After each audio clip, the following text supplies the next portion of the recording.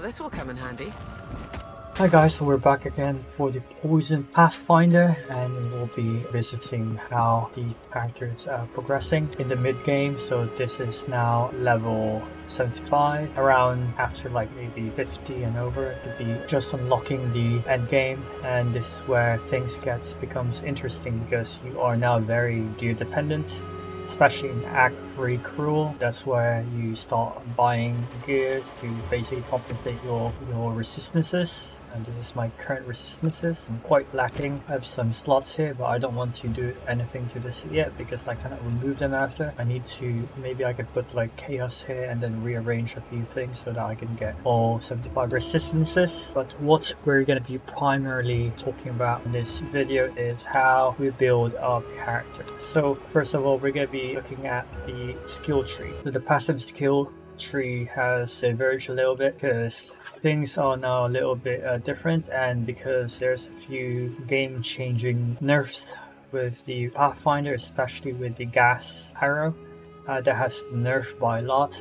It's still viable, but the gameplay has now changed. So I'm just gonna go through the changes with the skill tree compared to last time. So last time it was mainly here, and you basically two of these until you go here. There wasn't really much of the evasion stuff because you don't really need it in the early game, you just need good damage. But now we need evasion and damage to make this character do well in the mid game. So the first changes I've done was because it was mainly using poison burst arrow, and for you to be able to use toxic growth you need pierce, and then it pierces through enemies and then it explodes. We have now completely removed Poison Burst Arrow because it doesn't scale well mid-game. So with how the projectile works, it's pierce, fall, chain, then return. So that's the order.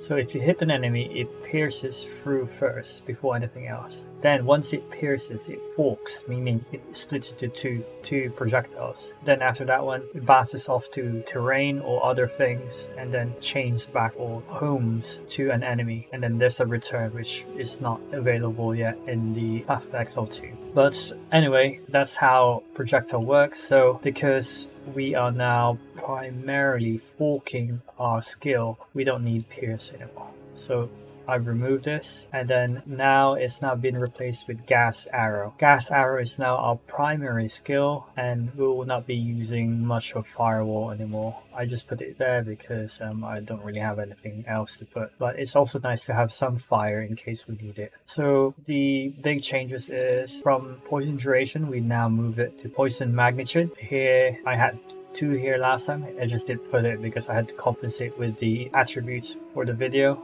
So it should here. Now we should be going through this whole path, ideally until here. The goal here is to get the projectiles have 10% chance to chain an additional time from terrains. This is very important because with this one and this one, you technically have 30%, and this is what will scale our damage later. So here these are mainly evasion and flask. this one are mainly damage, the projectile, and also the build up for the stun for the arrows. So this is a good ramp up with damage. And here too, same thing, and a good stat to strength and dex. And we also need a lot of defenses, mainly evasion, because we don't have much strength. But my build is int and evasion, so I utilize energy shield and evasion. You can probably go full evasion yourself, but I prefer with shield because it needs to synergize with a few skills. So we'll be taking this when we dodge these. This is a really good 60% increase because we'll be dodging a lot.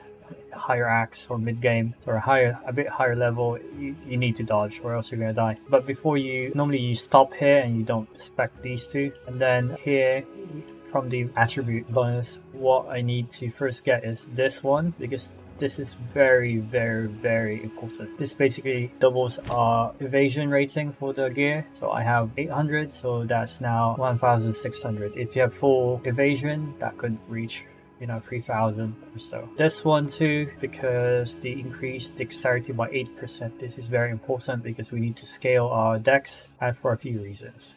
One of the reasons is basically you need less dex to add, and you can put different attributes for the skill gem requirements. And the other reason is the scaling of this node. So 1, 2, 3. So basically these are attack speed nodes with some dex. But this is very important because you get 1% per 15 dexterity. And currently I have 170, 168.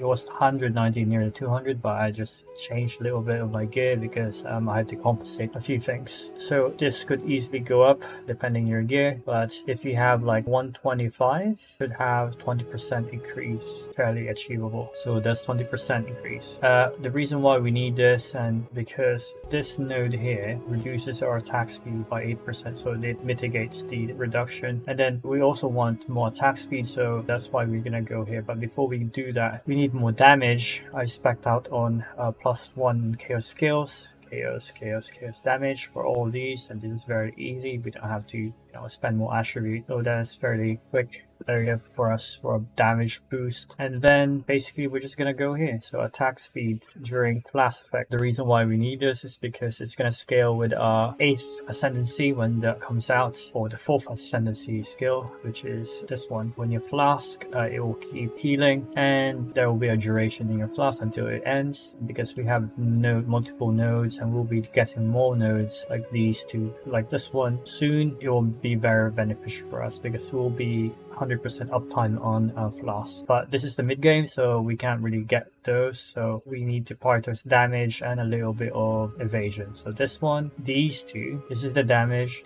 these are the evasion stuff and dex, and then this is the attack speed, and these are more damage nodes. So that's the mid-game tree, and not much really of a divergence aside from this, removing this because we don't need pierce, and removing duration because we don't need duration anymore. It's now been compensated by the other things. So we're gonna move on to the skill gems because this is what matters a lot, and there's a big change in this one. It's now not viable to run fire or explosion gas arrow. It still works, but it's not really that very effective as it used to.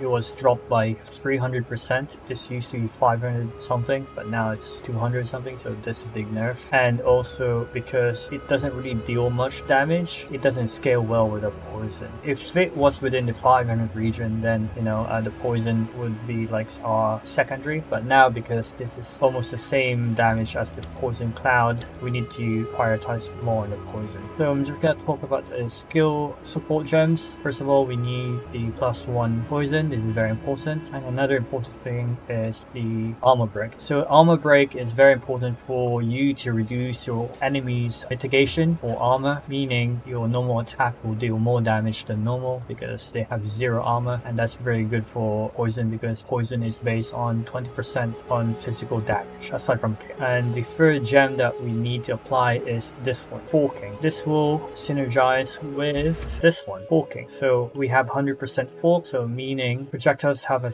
100% chance for an additional forking. When we fork, we now have 3 projectiles making poison gas. The reason why we don't do this with scatter is because scatter doesn't really do well. If I remember right, 4 as a straight line, and it's quite linear in terms of distribution for the gas. But if you have forking, even though if you miss a few of them or the branching out of the projectile, it'll be moving around the whole map and you'll be killing everyone, even though you're not intentionally trying to hit them. But this is very good. The only downside is that it's less damage after forking, but it doesn't really matter because we scale on poison. So yeah, you have to remove pierce, because if you have pierce, like I explained initially, it will pierce first then force. The problem with that one is if you have only one enemy, that means it pierces through the enemy and then doesn't fork. So it's a bad thing if you only have one enemy. So that's why we need to remove this. If you have multiple enemies, it's not really that bad. It will utilize both pierce and forking, but doesn't do well with bosses. So we need to remove this one. So you only have forking, which is 100%, and this one. This is very important too. So the projectile will chain. Basically any projectile from the fork that strays away and doesn't hit anyone will return back, because we have 30% chances to do this one, because we went to the mercenary node to get this another 10%. We can probably improve this one. There should be like another item to increase the chain, but I'm not really sure what item it is. We could make it more reliable by doing that one. So the skills here,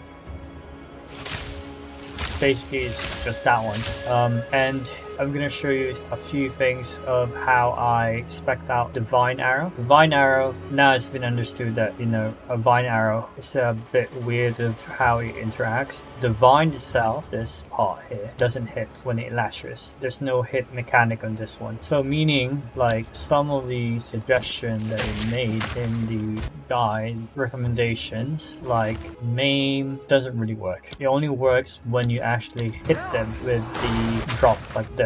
If you actually hit them, then it works. That's the only time that it will function. So because we already have this node here, which basically any hits on poison enemy, it will poison them for 25% chance. We don't really need that one, so we're just gonna remove that completely. So what we're gonna add here is font of mana, font of rage, and area of effect. Basically how you're gonna utilize this one is every encounter you're gonna use this skill, and then you're gonna have to put gas on them so that it increases damage. So that's how you're gonna use this one. But you also need to use it on you when you're encountering bosses, because you get the bonuses, especially for the rage. This one gives you 30% additional damage because it gives you 30 stacks, and it also gives you a really good regen for mana. Next will be toxic growth. Same thing as before, not really much has changed. We need to apply concentrated effect because you want this to be very specific, especially against bosses. You want this to act like a trap,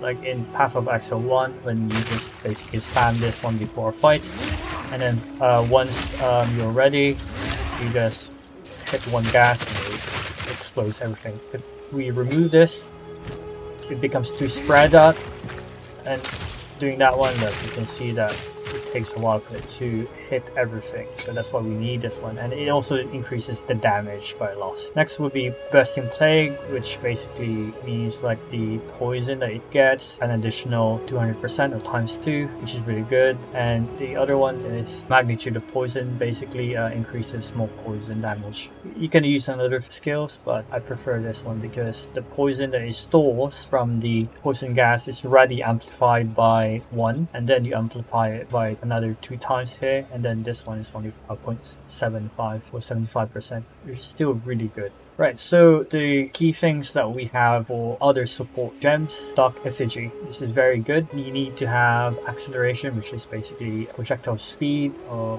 how often it can attack. Withering Touch, this is what makes your enemy have 25% chaos resistance reduction. It reaches at 50% and basically it gives 5 per hit, maxes out 25. But the last thing we're gonna add, there's not really much we can do, but I would just add this, maybe basically if I'm near here, it's gonna heal me, so there's not much really you can put aside from this thing. Next will be Despair. You have to cast this manually. It does drain a lot of mana though, but it's really good because we're gonna amplify this one by a quarter. So I think a quarter of this one will be around 40. And then this one, we can't really do much. Like, I don't know what to put in this one, but I just added a Doom Blast, so after it curses, deals damage. And then I just put this one, it creates Ignited Ground. You can put other stuff here with these two, whatever you want. It's not really important. What's important is this one. So we have 40% reduction approximately. And these two are very important for our build, especially if you are Energy Shield Evasion rating, because Ghost Dance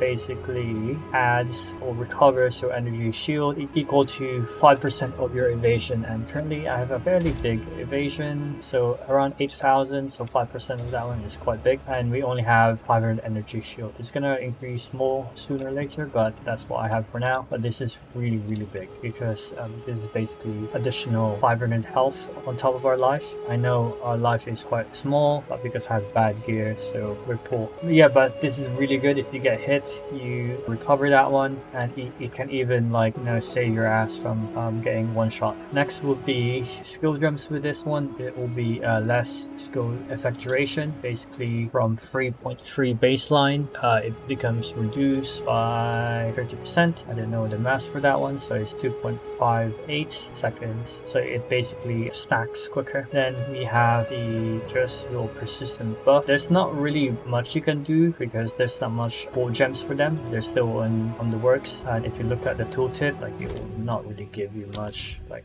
you can see that one, these are persistent stuff. This one it does, but these technically doesn't work. Main, blind, calling strike, pin, that doesn't work for this one because it's only supporting gale force and not really the buff itself. Avoid those. What you want for this one is you can share either one of these with the Wind Dancer. Doesn't really matter as long as you have 5 slots. So fast forward for this one specifically, need Precision, Herbalism, and then we move on to Wind Dancer. Basically, this gives you 18% evasion rating per stack or per stage, and you have, I think, 3 stages. Yeah, you do have 3 stages, and it gives you a lot of evasion. So for me, it basically gives me around 7% total evasion in the estimated chances, so which is quite good. We are almost 80. What you want to add to this one is Cannibalism. Anything you kill, it gives you life, and this synergizes with our one of our node here, which is this one, so another 2% if you kill mobs, so that's really good. So we have a total of 6% there, and if you're near the Dark Effigy, it gives you another 2%, so that's total 8%, but highly unlikely for you to happen. But this one is consistent with the 4%. And the other one, or the last one, is Clarity. So Clarity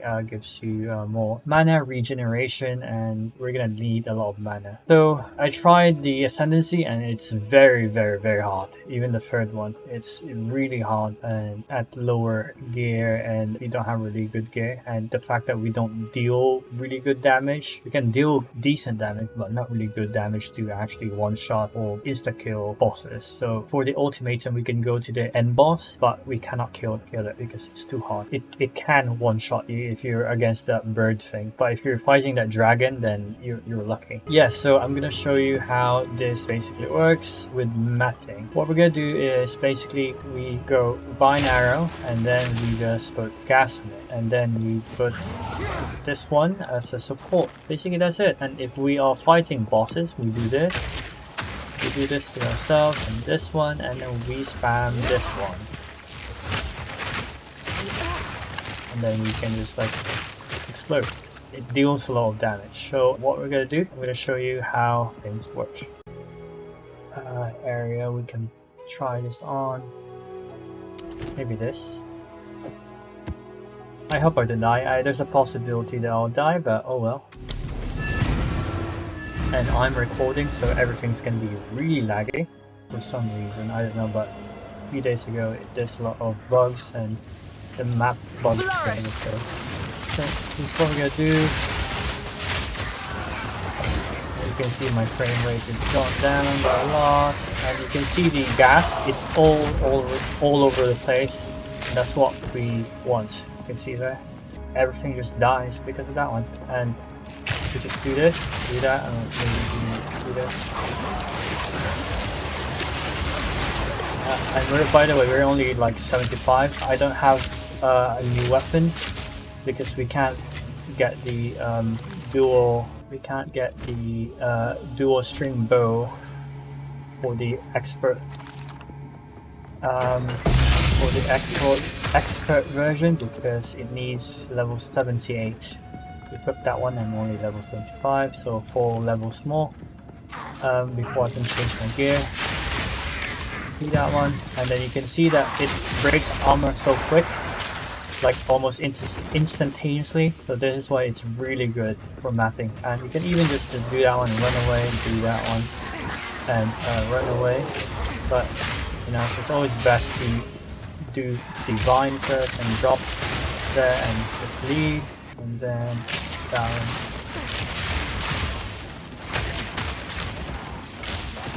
Ooh, we can try this one. It's gonna lag the shit out of the game.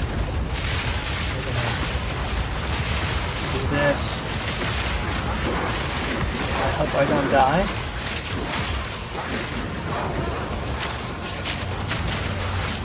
And then we can do this one for explosion damage, deals a lot of explosion damage, and then fever.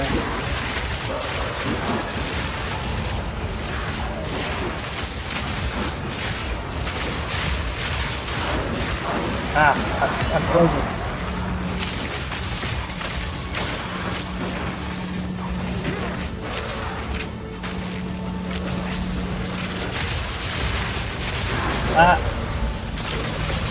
This is a really bad map for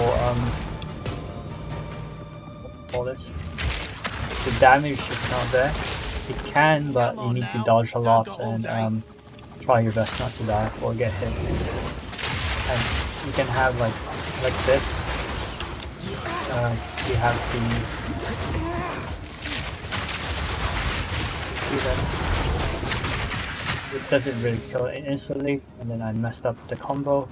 But yeah, and so before we move on, you can see that it eased through the whole thing. Not really that bad. We're gonna talk about gear. So this is my old gear from the moment I reached 55.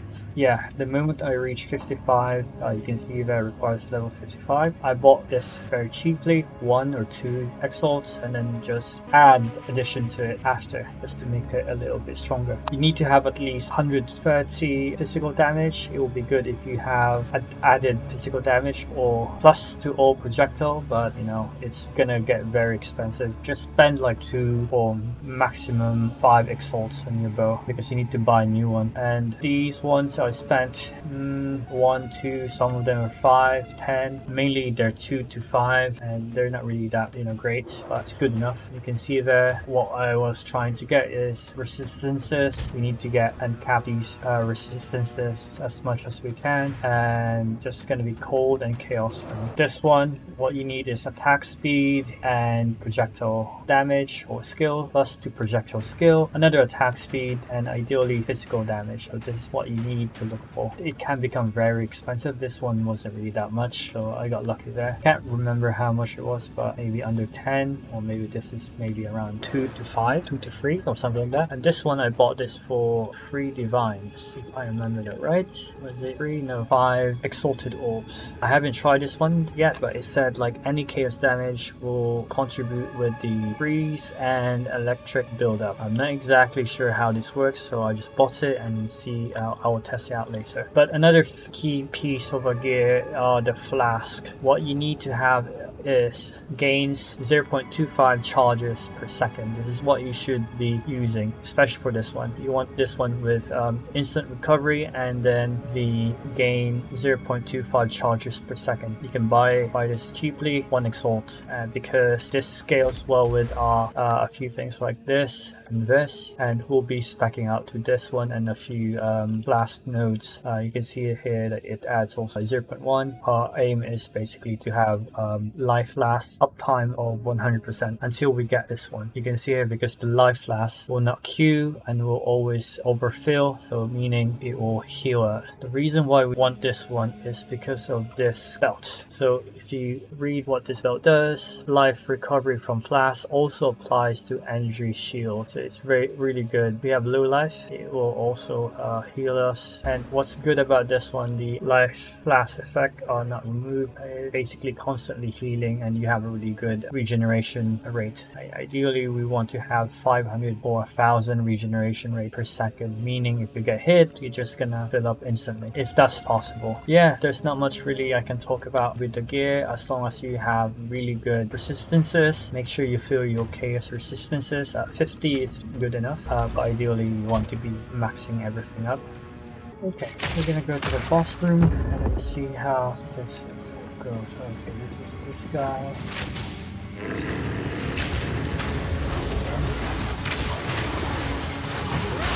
Person. Toxic rain. Get 40 ranges. Be careful of that one. Jump. Right. So it's actually dealing ice and what call this? Be careful.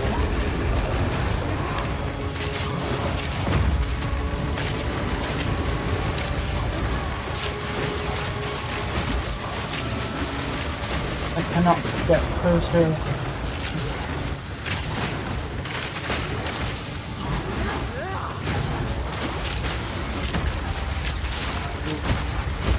Oh. You can see the shroud is really doing its job, trying to keep us safe and not die. You can see that there.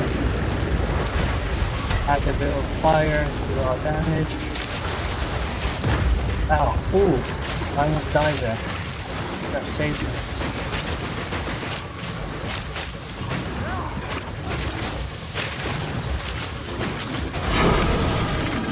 So not too bad, as you can see, we didn't struggle too much, but the damage isn't really there. Maybe because the boss kept moving around, but the damage is decent, but not, you know, overwhelmingly OP, which is good enough for our purposes.